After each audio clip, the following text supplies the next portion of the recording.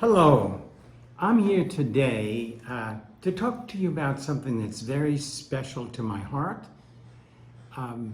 the power of Ericksonian hypnotherapy. Now, you know, I've been in the field and been in clinical practice for over 55 years. When I started, the field was only Freudian analysis, and I've been lucky to be trained not only by the people that Freud sent to train us in psychoanalysis, but by Laura Pearls and Jay Marino and so many of the innovators in the field of psychology. And about 30 years ago, I discovered Milton Erickson. Now, everything that I know, which is, I'm working on my 20th modality, I still use within the context of an Ericksonian framework, because the Ericksonian framework gives you tremendous power.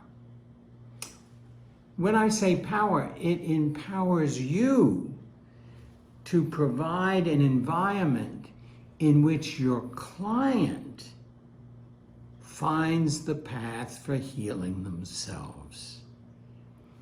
This is very important. Erickson said, and I certainly have applied it to myself and to the students that we train, you really want to be better at what you're doing. And I believe that most coaches that I meet, and NLP practitioners and psychologists and psychoanalysts and psychotherapists, people who want to be really effective in their communication, I think we all want to be better and better at it, and part of the power of Erickson's work is it really enables you to take the next step and the next step and this next step, because when Erickson was asked what makes you the best or would make you the best psychotherapist, Ericksonian hypnotherapist, he said, know yourself, know yourself, know yourself. But let me expand on that a little bit. Ericksonian work requires, so you have to make a commitment. It's not, oh, in 4 days I'll learn how to do this. If you're interested in that, you don't really have to watch the rest of what I'm saying. But if you're really interested in developing yourself into a healing instrument, that you become a healing presence, and it's not so much the brilliance of what you say, but it's the environment of being what I call a pathfinder. The Ericksonian hypnotherapist is a pathfinder. He or she finds a path where there is no path. And the path that you help your client find is the path that they are going to find and travel. You create the environment.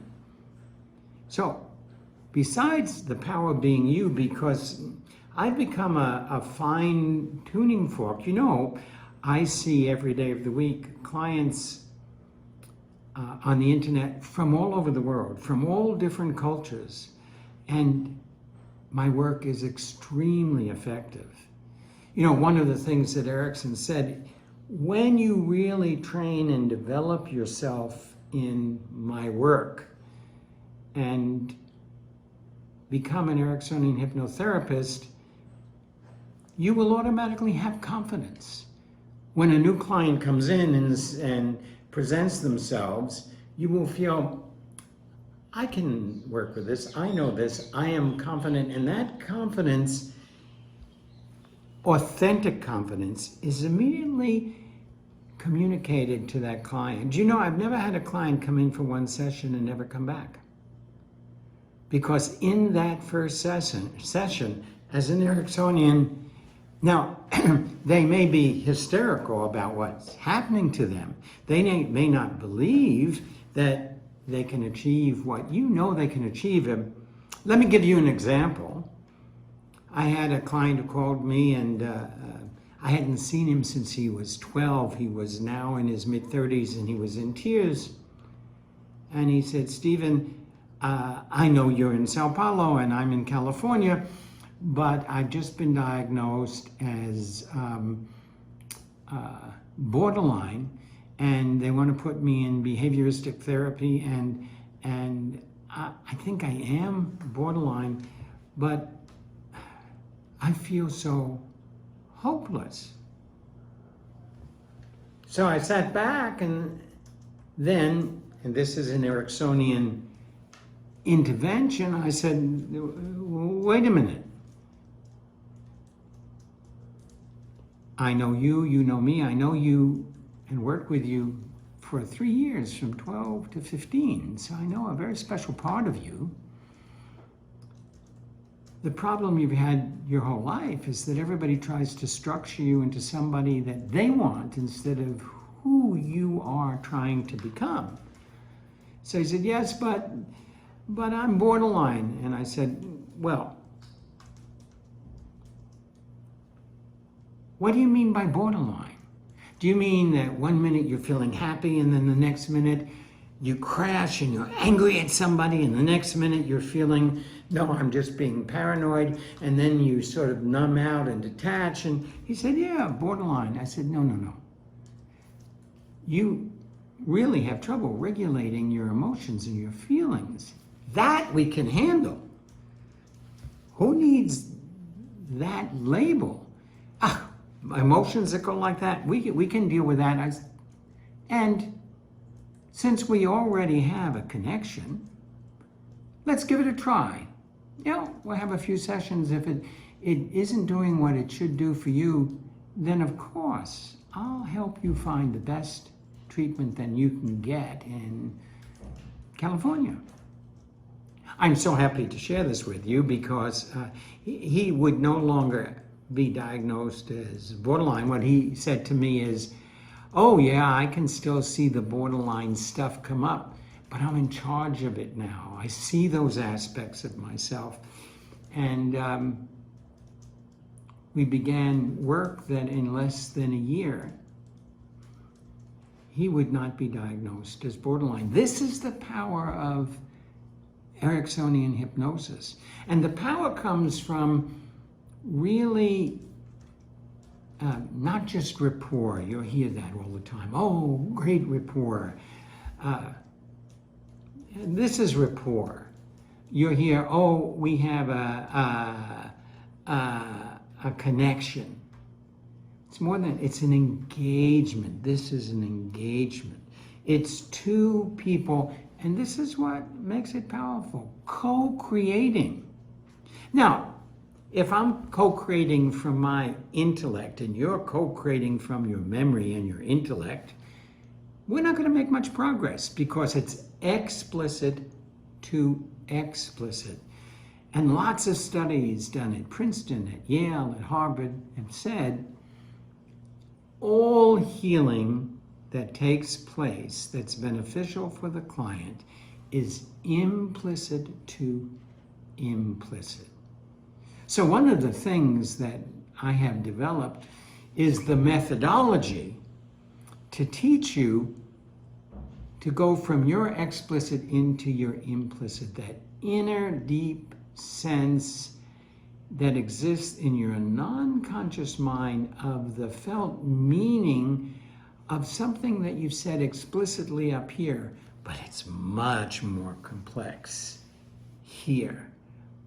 And as you tune into your implicit, which is 95% of what allows you or allows your client to change, that implicit automatically leads you to connect to, and there are methods for helping the client to use their implicit to connect to yours.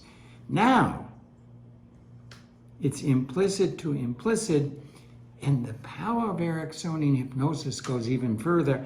The client has the implicit and begins, they formulate, not you, because you don't know the client as well as the client knows the client. Only the client is the expert on the client.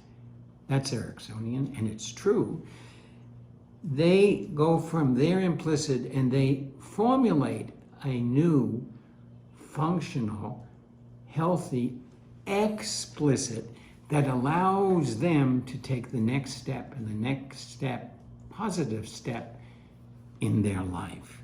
That's part of the power. Now, one of the other exciting things that makes it so powerful, because I hear all the time, oh, there's this type of hypnosis and this classical hypnosis. Oh, yes, there's Ericksonian. And I would say, well, first of all, there's no such thing as Ericksonian hypnosis, because trance is trance. Or classical hypnosis, trance is trance. So no matter what, the important thing is, what is your attitude? What is your belief? What is the way within you that you approach, and what's your philosophy to creating a relational field with that client that allows them to use trance, for they are responsible for making the changes in their life. So that's why I said you are the pathfinder that finds a path where there is no path, and that lets the client enter into the path they need to travel for their own healing.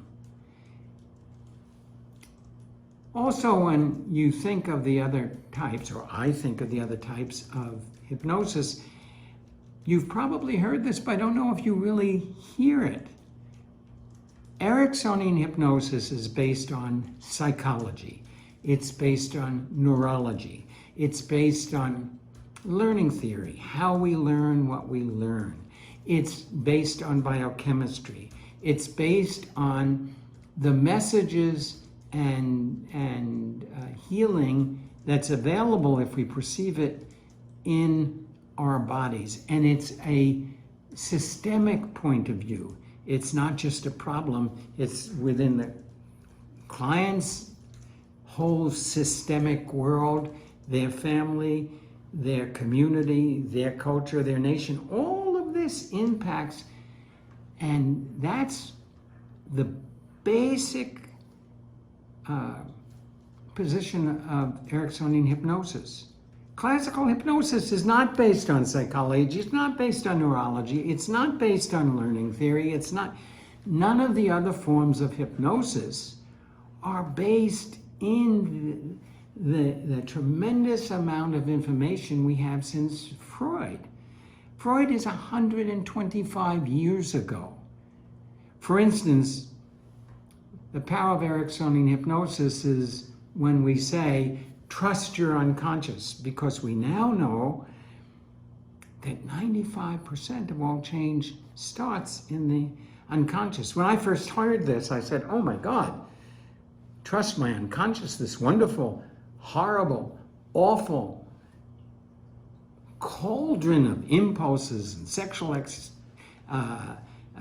instincts and aggression. But that's the Freudian view. And Freud himself, and believe me, I know because I was taught by the people he sent to teach us, Freud himself said, this is my theory, but research and practice, clinical practice, will prove it true or not true in time. Well, we know that the unconscious mind he described is not the unconscious mind, or what I call now the non-conscious, so we don't confuse it with that. Erickson said, and research supports it, that the non-conscious mind is all about our evolution, step by step, so that we can become who we were meant to become. Step by step, evolving ourselves. So, part of the power of Ericksonian hypnosis is I can trust when I connect into my non-conscious mind that I have a tremendous positive warehouse of information that's there and designed to help me find the way to further evolve myself. Something else that's kind of important, we know over and over again, and this is not disputed, that all other forms of hypnosis, they're effective with about 10% of the population for a period of time. With Ericksonian hypnosis, it's effective 100% of the time with no negative side effects. Now, not necessarily with the same hypnotherapist, because two people really have to meet and connect and work together. But I've been asked so many times, describe the difference between classical and Erickson's work, classical hypnosis.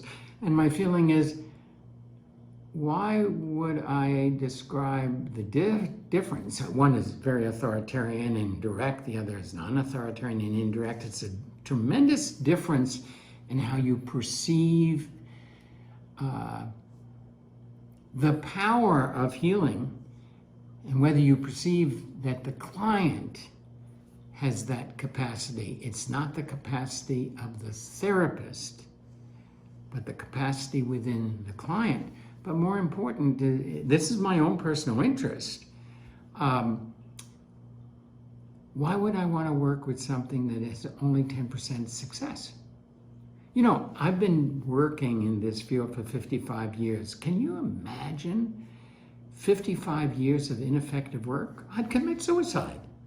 I've learned to become more and more and more effective. And that's the power of Ericksonian hypnosis.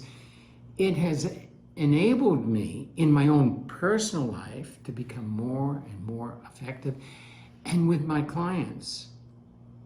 Now, if you want to believe in the illusion, oh, come have 1 or 2 hypnotic sessions and you'll be cured, please. This is not the place for you, because do you really believe that? How many years did it take you to get into the situation you're currently trying to get out of?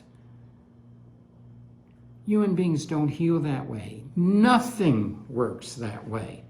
You have to be committed, and you have to work at it, and you have to evolve it. Now, I can tell you, having been a classical analyst and a Freudian analyst for more than the first 15 years of my life, and seeing clients 4 and 5 times a week on the couch for 7, 8, 9, 10 years, Ericksonian work is much faster.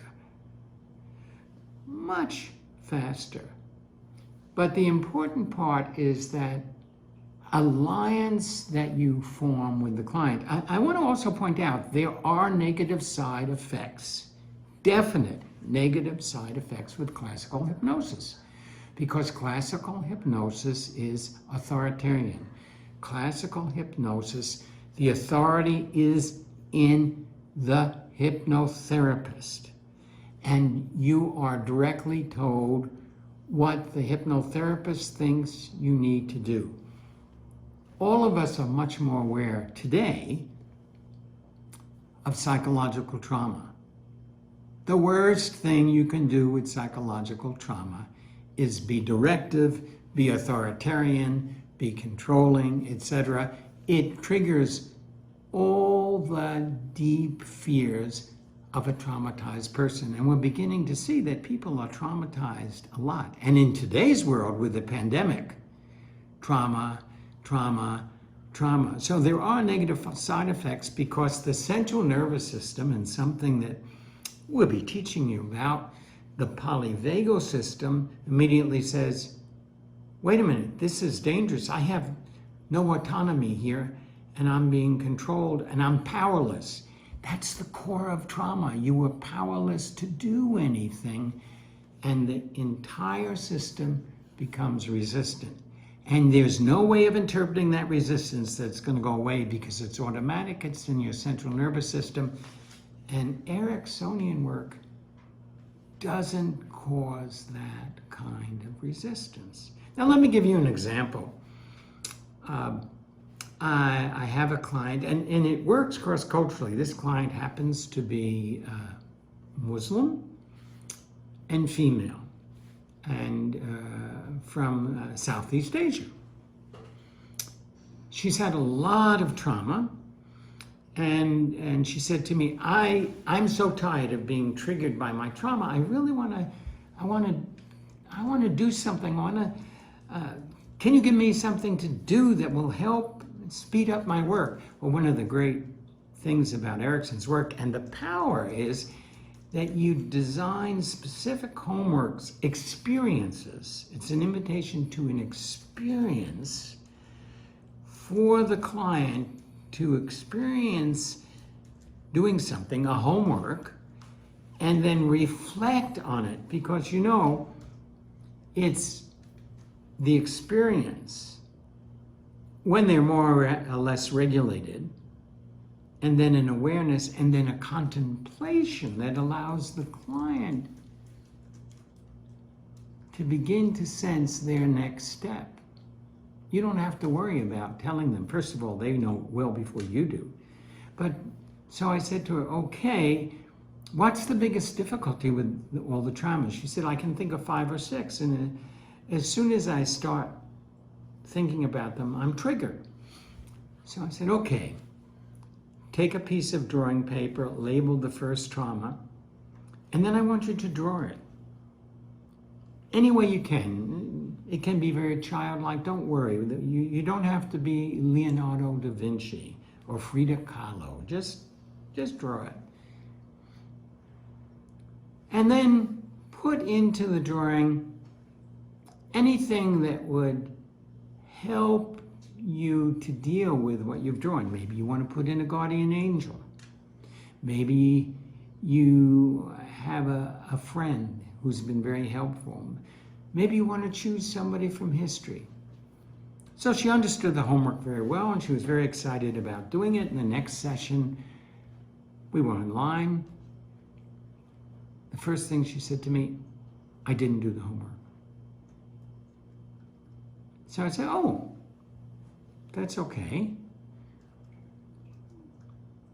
Were you able to attempt? She said, as soon as I chose the drawing papers and got everything out, just the idea that there were these 5, 6, 7, 8 traumas, it triggered everything. And I said, no. And I just didn't do it. I'm sorry. Now notice what I said. How wonderful.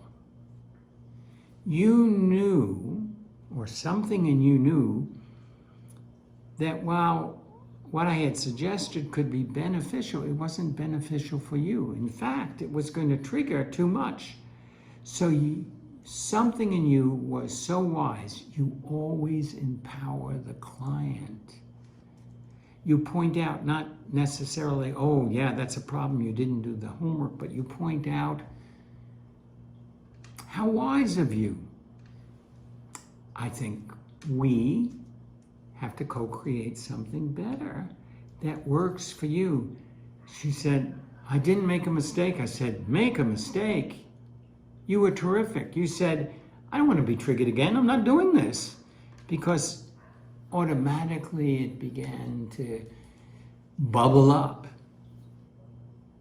So she said, wow, what do we do now? I said, well, let's experiment. Is it all right for you to close your eyes? She said, yes. I said, I want you to imagine any aspect of one traumatic experience. Just nod your head when you have that. And notice I'm doing hypnosis online. If you're connected heart to heart, if you have to put a lot of energy out, but I can teach you because I've been doing online work for more than 30 years. I started with telephone and I worked with faxes. And now we have the internet, which does make it a bit easier. I said, okay, does that aspect of the trauma, does it have a color? She nodded. Does it have a texture? She nodded. Does it have a shape? She nodded, and I could see from her breathing that she was not being triggered. I said, okay, now open your eyes, shake that all off, and she did. I said, now close your eyes again. I want you to imagine that the trauma has been resolved. However that's happened, the trauma has found a resolution. Does that have a color? She nodded. Does that have a shape? She nodded. Does that have a texture? She nodded. I said, great. Now I want you to go back to the color, shape, and texture of the trauma, or aspect of the trauma. Can you do that? She nodded. And slowly begin moving it like a pendulum toward the color, shape, and texture of the resolution. But stop the moment you sense that this is as far as I can move it right now. And that's okay. She said, it's going from black and dense. And she said, and the okay resolution is kind of like a beautiful blue fog. She said, a little corner of the black is turning into it's blue fog. And then she stopped. And I said, how's that? She said, wonderful. I said, I don't know. Notice the power's in the client. This is the power of Ericksonian work. I don't know, but you will know if each day visit that aspect of the trauma. And the goal isn't to get it to resolution. The goal is to just move it in that direction. And you will sense in totality how far you can go before you say, that's enough. And when you say, just like you just did, no, there's just a little corner and that's enough right now, then I want you to think of something you love doing and let that energy permeate, enter into wherever you stop that. Well, I'm happy to report to you that she's not triggered by that trauma now, and it took her several weeks of practice to slowly move it, but what I had thought would be useful, because of the power of Ericksonian hypnosis, she said, that's not useful to me, and I could hear it, and I didn't have to be in control. I wasn't in charge. I was getting feedback, just information. That was not the best thing that we could create. And so then I had another idea, and we tried it step by step, and we modified it, and it then became possible in a form that she could use. And she's dissipating the trigger of the trauma. As that dissipates, we can eventually look at that trauma in a more implicit way, and we never go back to get information about trauma because it's all contaminated anyway. But the power of the Ericksonian position is to go close enough to the real trauma when she's able not to be overwhelmed by it, because every time your client gets overwhelmed by touching into the trauma gets stronger. Catharsis is not a good thing. It's to be avoided. When I was trained 55 years ago, everything was catharsis. It is not a good thing. It causes more trauma. And there's a huge amount of information about that. And Erickson said the same thing. You don't want a catharsis. Slow always works. When the client and the therapist, the Ericksonian therapist, is gentle with them and with themselves, the therapy becomes even more powerful. This is all common sense. This is all humanity. This is all Ericksonian.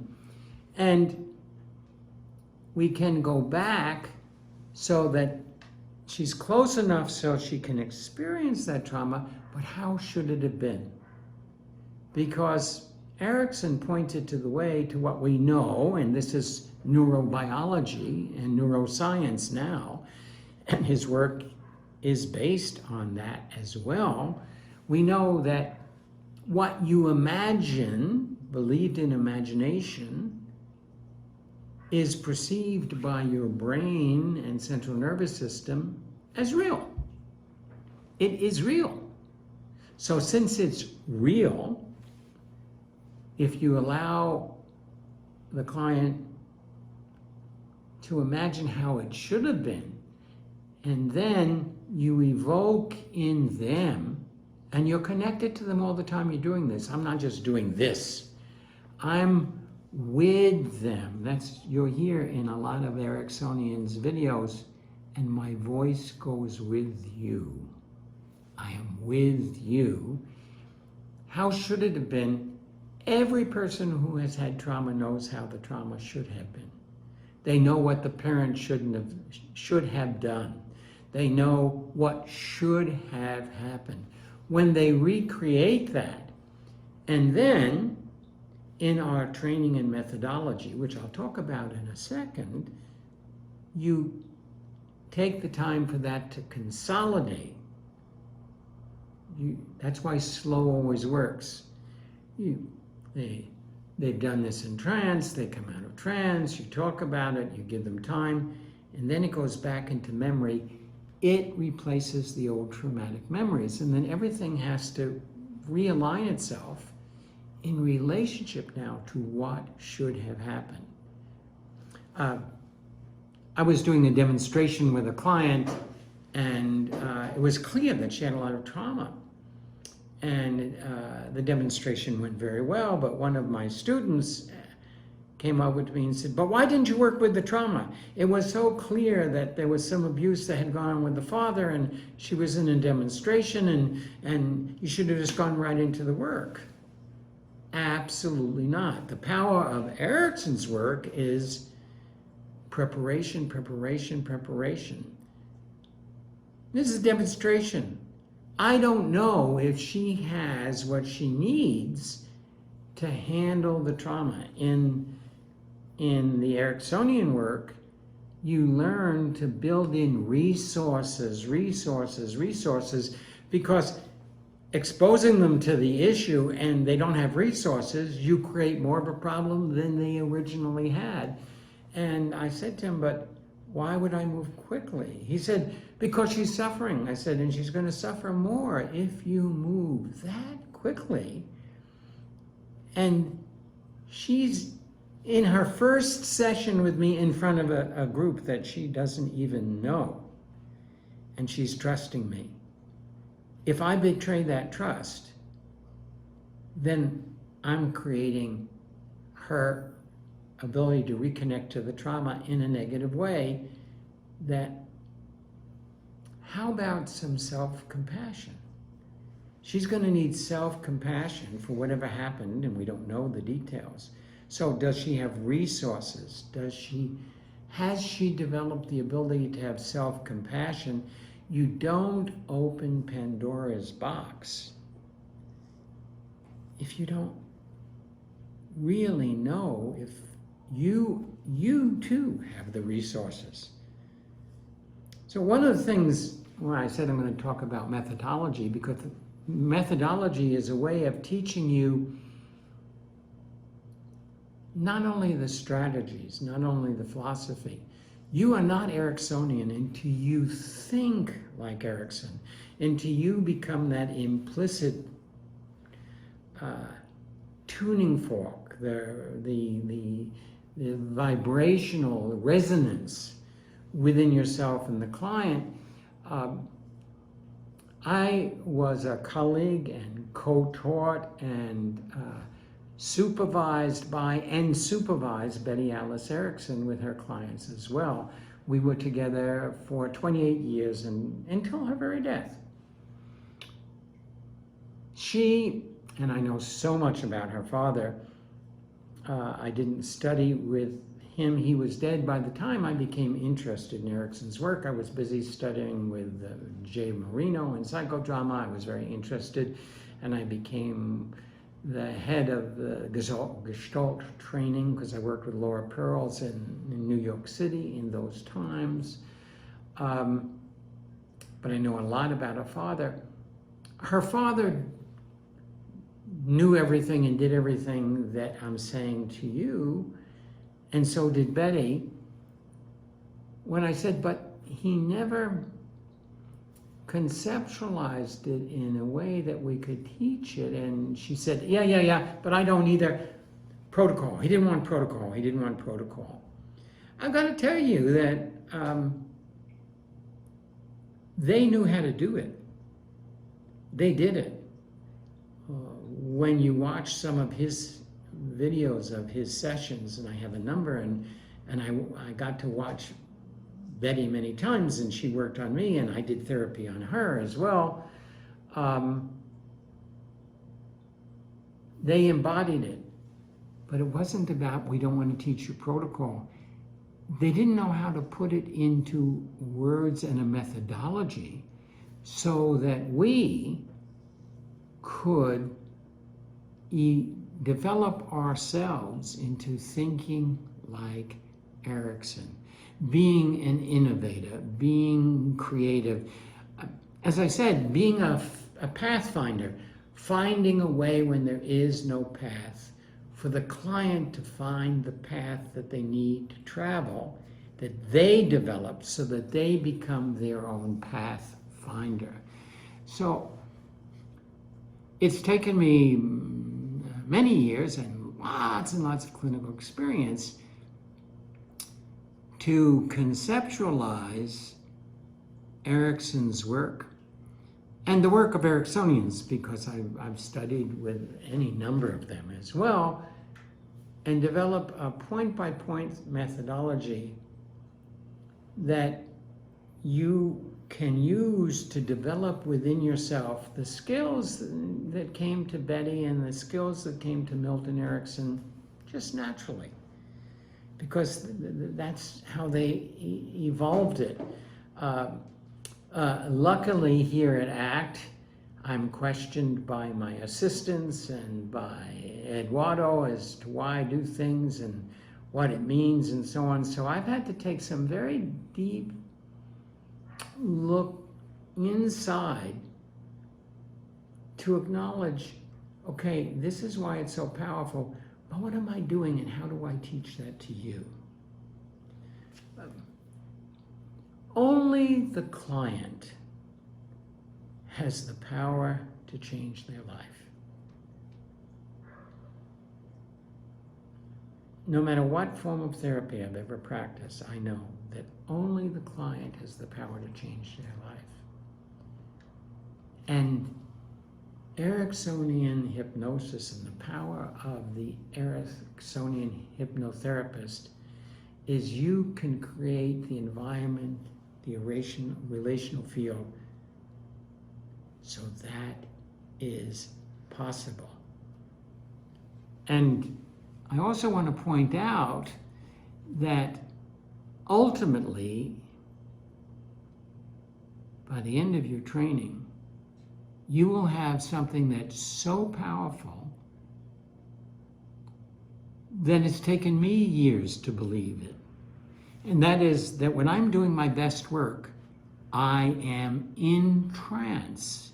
I am using the power of my non-conscious mind, which is 95% of how we change, to connect to the power of the client's non-conscious mind. And I'm observing this, and you will be taught how to observe and be in trance. And so I'm using the brilliance of the non-conscious experience to help find the way, the path that the client can construct and use to liberate themselves from the issues that keep them from being all they were meant to be. I hope this has been helpful. I'm going to continue to meet with you and talk to you at various times about some of the fantastic possibilities that I want to teach you, the methodology I want to teach you. If you're willing to make yourself available, I'm willing to take the journey with you. It's a great journey. It's changed my life, and I've had years of everything else I've had therapy in. I've been a client in everything else that I've learned, and very helpful. I can tell you what was helpful and what wasn't, but the Ericksonian relational field has brought me into, I think, one of the most positive, joyful, productive, and powerful times in my life. And I want to share that with you.